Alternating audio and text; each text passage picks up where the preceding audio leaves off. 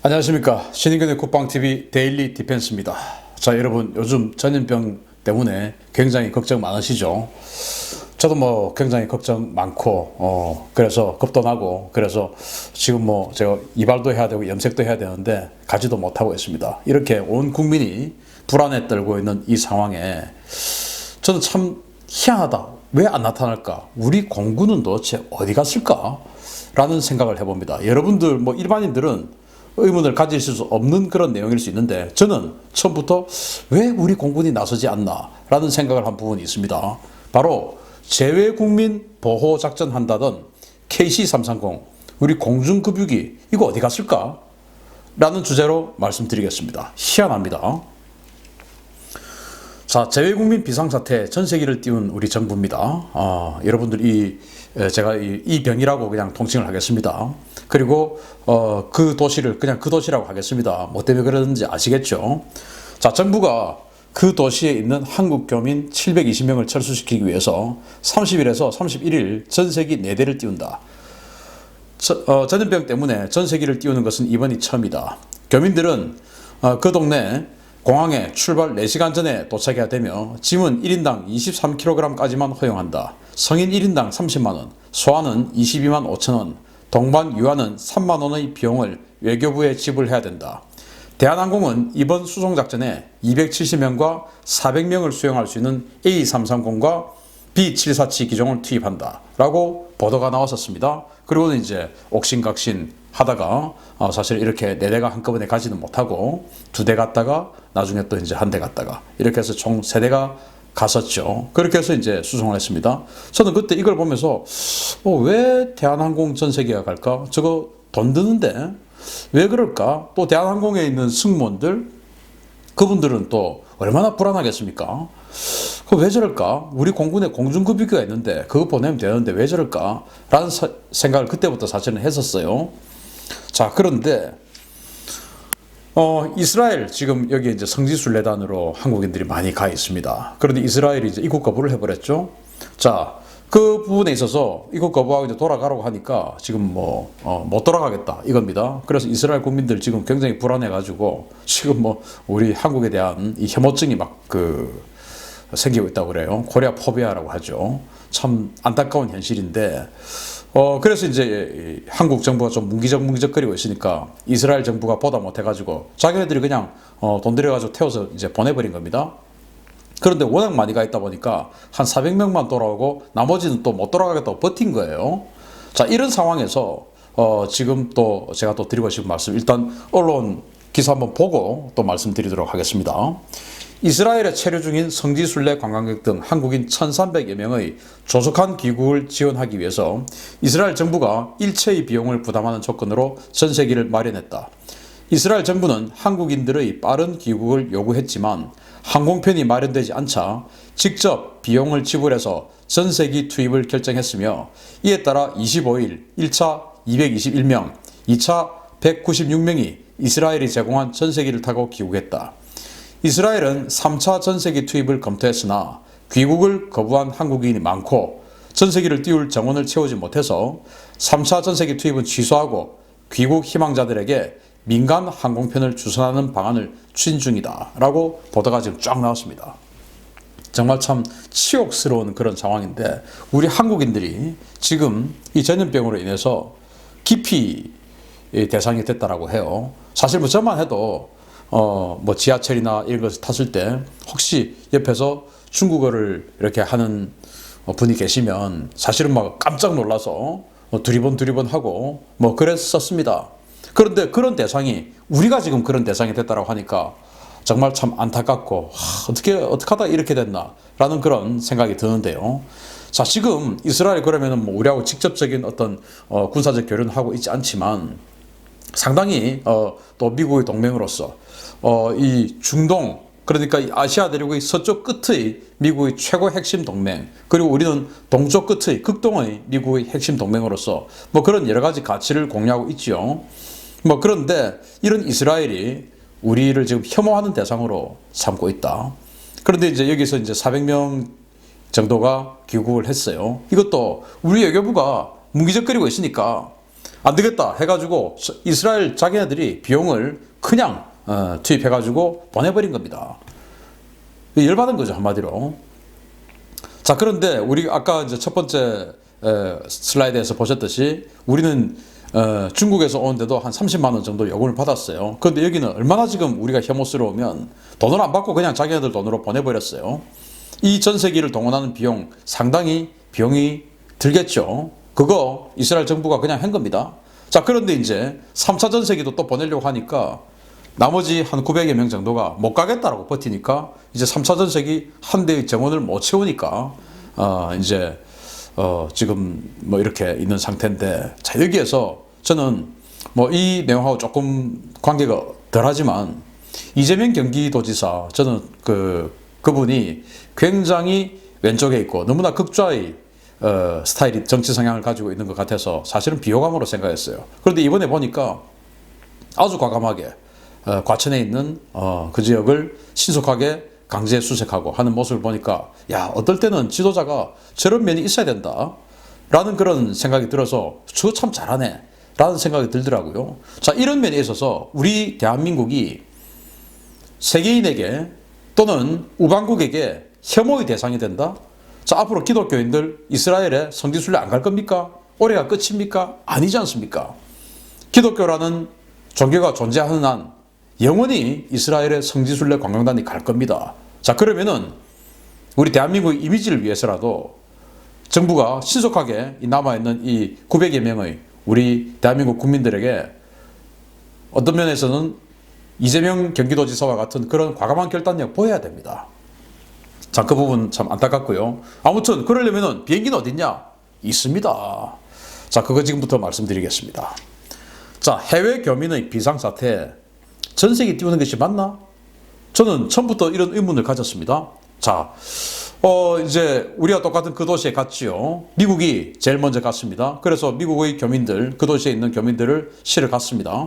갔는데 미국은 어떻게 했냐? 옴니 에어 인터내셔널이라는 비행기가 갔어요. 소속의. 자, 이거 어떻게 보면 민간 항공사네 라고 생각할 수 있지만 아닙니다. 왜냐? 이 옴니 에어 인터내셔널은요, 미국 오클라호마 털사 공항을 베이스로 활동 중인 전세 항공사인데 주 고객은 미 공군의 공중수송사령부입니다. 평시에 미군 병력 수송이나 군인 가족 수송에 동원되며 1월 28일에 투입된 전세기를 타고 귀국한 미국인들은 전원 공군기지에 격리되어 분류 조치가 되었고요. 그렇게 해서 확진자가 안 나왔죠. 자, 이 옴니 에어 인터내셔널은 예를 들어서 우리 오산공항, 군산공항 이런 데 가장 자주 오는 비행기예요. 왜냐? 미군들이 이제 실어 나르는 그런 수송사령부하고 그 영역 계약을 맺어가지고 계속, 그러니까 이 비행기들은 그냥 미군 수송사령부에서 운용하는 비행기들입니다. 그래서 우리 오산공항, 군산공항 이런 데 가장 많이 오는 비행기가 바로 이 옴니 에어 인터내셔널하고 아틀라스 항공이에요. 이 두 항공사의 이제 특정 기체들이 미군하고 계약을 해서 계속 미군에게 연간 비용을 받고 수송 서비스를 하는 거예요. 그래서 역시 그 도시에도 이렇게 미 공군 군수사령부하고 계약된 이 회사가 간 겁니다. 미군이 간 겁니다. 두 번째, 이제 일본의 크루즈가 있죠. 여기에 러시아와 일본은 적성국입니다. 일본의 최대적은 러시아입니다. 두 번째가 이제 북한이고 세 번째가 중국이 되겠죠. 그래서 일본은 냉전 이후에, 2차 대전 이후에 냉전 시기부터 소련 그리고 지금 러시아와의 전쟁에 대비해서 군사력을 키워왔던 나라예요. 그러니까 완전히 적성국입니다. 그런 일본에 러시아의 군용 성격을 띤 비행기가 가서 실어갔습니다.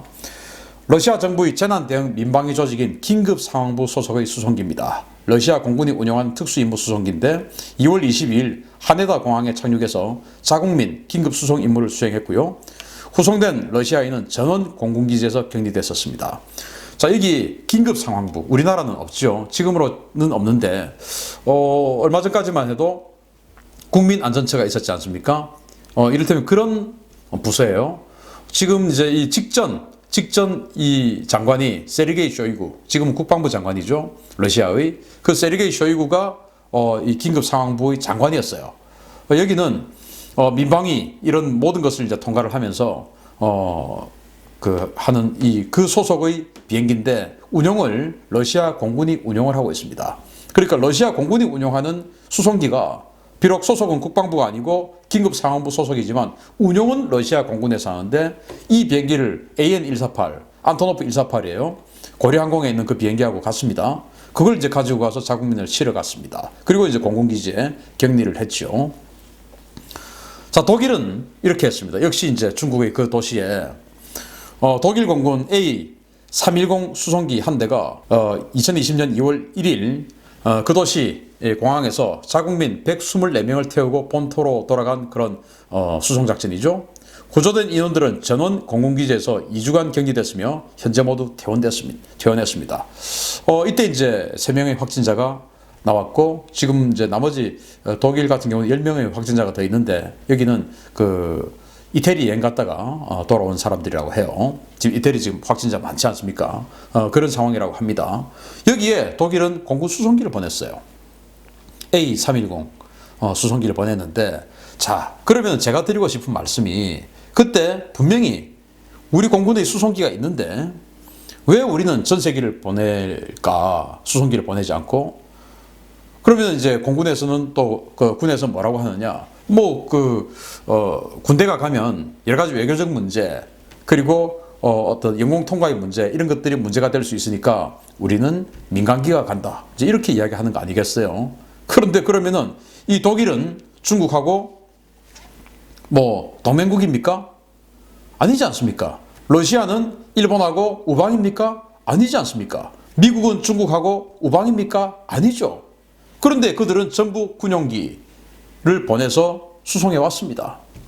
우리는 뭡니까? 눈치 보기 아니겠습니까? 저는 아니면은 우리 공군이 능력이 안 된다? 장거리 운행할 수 있는 능력이 안 된다? 저는 그렇게까지는 생각하고 싶지 않습니다. 우리 공군의 능력이 그 정도밖에 안 된다? 라고는 절대로 생각하고 싶지 않습니다. 그럼 도대체 뭡니까? 그러면 우리는 그러한 능력이 사람의 능력이 아니고 장비의 능력이 없는 걸까요? 아닙니다. 바로 있습니다. 한국은 제외국민 대피작전 수송할 수송기 있습니다. 한국이. 바로 이겁니다. 공중급유기예요. KC-330 시그너스 공중급유기예요. 이거 우리가 1조 5천억 원의 예산을 들여서 4대나 도입했습니다. 자, 한번 보시겠습니다. 에어버스의 베스트셀러 장거리 여객기 A330-200을 기반으로 제작된 대형 공중급유기입니다. F-15K 10대분의 연료나 45톤의 화물을 적재할 수 있으며 승객 291명 탑승이 가능합니다. 한국 공군은 지난해까지 4대를 도입해서 김해 주둔 중인 제261 비행대에서 운용 중에 있습니다. 이거 제가 지금은 정경두 장관 하도 비난하고 해가지고 군하고 사이가 안 좋습니다만은 군하고 사이 좋을 때 또 딱 집어서 이야기하면 정경두 현 국방부 장관이 공군본부 이런 그 전력 도입하는 사업을 총괄하는 기획관리참모부장, 과거에는 전력기획참모부장이라고 했는데 그 투스타 때, 그 부장을 할 때 바로 그때 이 공중급유기 도입 사업을 완전히 공군이 추진을 하고 있었고 그때 저한테 칼럼도 적어달라 그랬었어요. 이게 홍보를 해야 되니까 칼럼 좀 적어주세요 해가지고 제가 칼럼도 적어줬습니다. 공중급유기 빨리 도입한다. 왜? 제 소신하고 맞으니까. 거기에 뭐라고 적어놨냐? 제외국민 수송하고 이런 것도 할 수 있다. 라는 내용도 들어있습니다. 왜? 그때 공군이 그렇게 홍보를 했기 때문입니다. 이 공중급유기는 잘 모르신 분들은 공중급유기니까 연료를 많이 실어야 되니까 이런 승객석에 승객 여기에 좌석 다 떼내고 여기에 기름을 왕창 채워놓는 게 아니냐 이렇게 착각하실 수가 있는데 그거 아닙니다.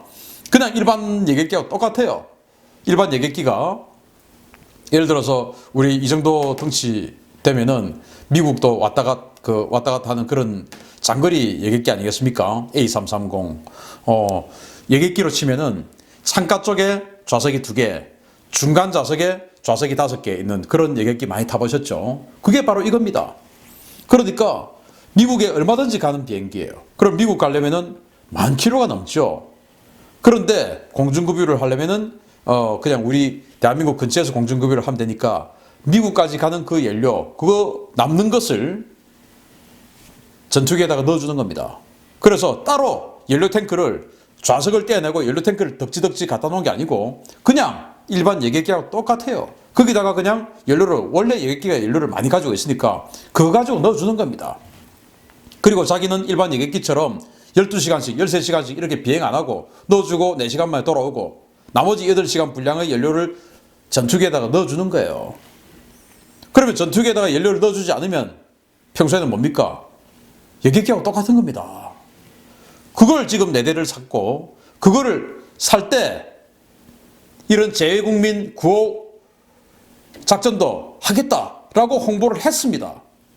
그런데 지금 왜 안 합니까? 자, 여기 보십시오. 최대 291명의 수송이 가능한 KC-330입니다. 영국은 이걸 VIP 수송기로도 씁니다.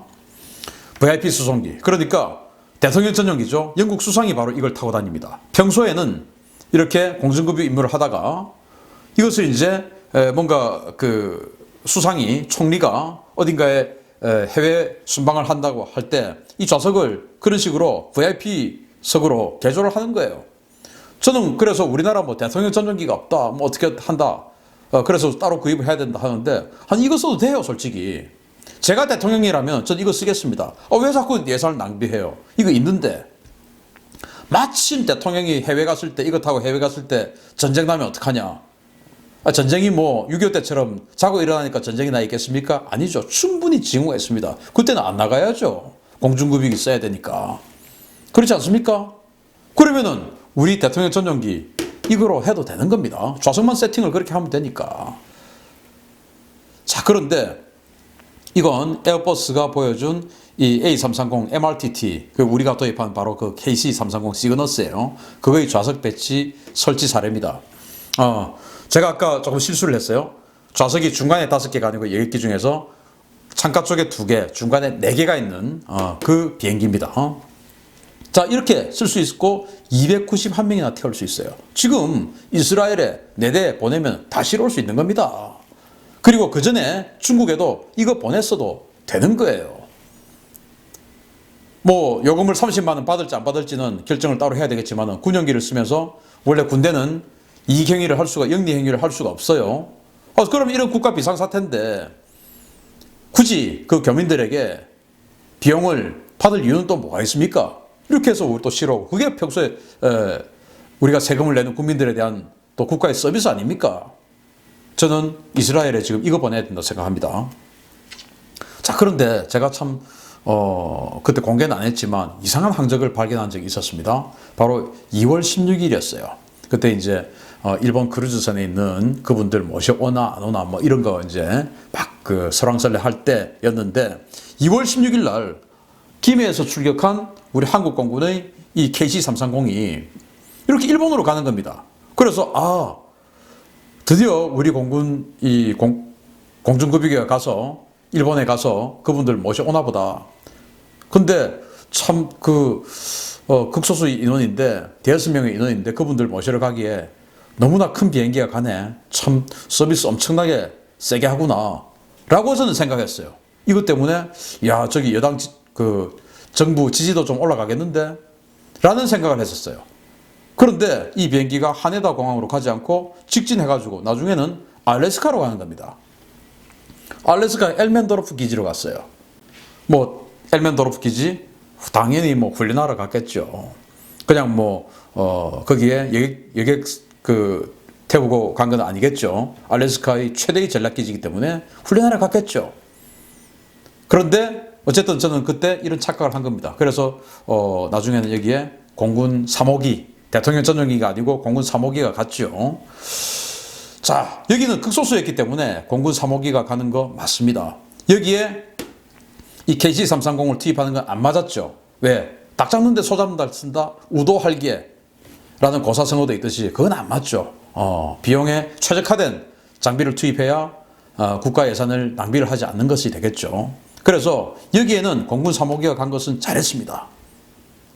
그런데 도대체 지금 이스라엘, 중국 이런 데 있는 교민들, 또 지금 모리셔스 온갖 데 지금 다 응주되어 있지 않습니까? 그분들 도대체 어떤 식으로 모셔올 거냐? 우리 공군 공중급유기 왜 그들이 이거 필요하다라고 그렇게 홍보할 때 하고 지금하고는 말이 다르냐 이겁니다. 자, 1조 5천억 예산 쓸 때는 재외국민 구호에 투입한다더니, 자, 이게 그때 방위사업청 블로그에 한번 보십시오. 항속거리가 최대 15,320km이므로 국제평화 유지, 재외국민 구호 등에도 효과적으로 기여할 수 있습니다. 라고 이 공중급유기를 홍보해놨어요. 지금 방위사업청 블로그에 있어요, 지금. 그리고 그때 공군이 이거 도입할 때 이렇게 홍보했었습니다. 병력 수송도 하고 해외 파병, 장병들, 동명부대, 한빛부대 이런 거 할 때 이 비행기로 수송해서 파병도 하고, 그리고 그때 이제 리비아나 이런데 그 여러 가지 그 긴급 상황이 있어가지고 우리가 문무대왕함에다가 교민들 대량으로 실어오고 했던 적이 있지 않습니까? 그럴 때 이 비행기 투입하면 된다라고 막 홍보를 했었어요. 저도 그게 맞아라고 감복해서 그렇게 칼럼도 적었었습니다. 그리고 방송에 출연해서 수많은 주장을 그런 식으로 했었습니다. 당시에 이 공중급유기 사업할 때 경쟁자가 미국의 KC-46이었어요. 최신형 공중급유기죠. 그 KC-46은 이런 여객 수송 기능이 없었습니다. 그래서 저는 여객 수송 기능이 없는 이 KC-46보다는 여객 수송 기능이 있는 이 에어버스의 A330 MRTT 이게 더 효과적이다. 왜? 교민 구호 수송 이런 거 할 수 있으니까 이게 더 효과적이다 라고 생각해서 저는 미국의 KC-46이 아니고 유럽 에어버스의 이 A330을 지지했었습니다. 그랬는데 1조 5천억이나 투자해서 이렇게 했는데 지금 정말로 교민들을 구호하고 수송해야 될 이 상황에서, 이 절체절명의 상황에서 도대체 우리 공군의 A330, KC-330 공중급유기 어디 갔습니까? 아까 알래스카에 한 대가 갔습니다. 그럼 나머지 세대는 지금 뭐 하고 있습니까? 조종사들이 자신이 없는 겁니까? 이스라엘까지 가는 자신이 없습니까? 중국까지 가는 자신이 없습니까? 그거 아니지 않습니까? 도대체 왜 이렇게 우리 군이 국민에 대한 서비스를 안 하는 겁니까? 그러면 장관이 육군 출신이라서 이런 게 있는 거 모른다? 라고 육군 출신 장관이 있으면 핑계라도 되겠죠. 그런데 지금 장관은 누굽니까? 여기 서 있네요, 여기. 이분 아닙니까? 전경두 장관. 바로 자신이 투스타 때 공군본부 전력기획참모부장을 하면서 이 공중급유기를 도입하면서 바로 교민 재외국민 구호 이 홍보 문구를 하면서 마이크를 잡고 홍보했던 장본인 아닙니까? 그런 사람이 장관에 있는데 왜 쓰지 않습니까? 도대체 우리 정부와 우리 군은 이렇게 국민들이 불안할 때 어디에 가 있는 겁니까? 공군의 공중급유기가 전 세계를 일조하면서 지금 억류되어 있는 우리 재외국민들 빨리 모셔오기 바랍니다. 돈 받지 마세요. 이럴 때 하라고 우리가 세금 내는 거 아닙니까? 30만 원씩, 60만 원씩, 100만 원씩 받지 말고 거리 멀다고 100만 원 받고 이런 식으로 하지 말고 빨리 그냥 모셔오세요. 공중급유기 등장하기를 기대합니다. 마치겠습니다. 감사합니다.